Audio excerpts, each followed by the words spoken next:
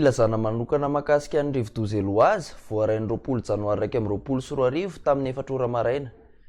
Ny hena trano ny herin'ilay rivo-doza Eloazy. Nidina ho 50 km isan'ora ny rivotra entiny, arahina tafiditra 30 km isan'ora ary saika any an-dranomasina avokoa no misy izany.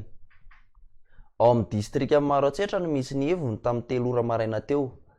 Hanohy ny diany hamakivaky ny faritra Sofia sy Boeny sy andrahoana miaraka aminy ary hivoaka any an-dranomasina ny melaky ny alakamisy maraina.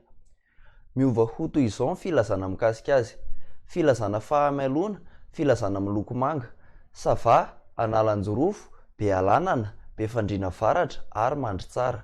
Foana ny filazana loza voarain'ny Toamasina voalohany sy faharoa sy alaotra.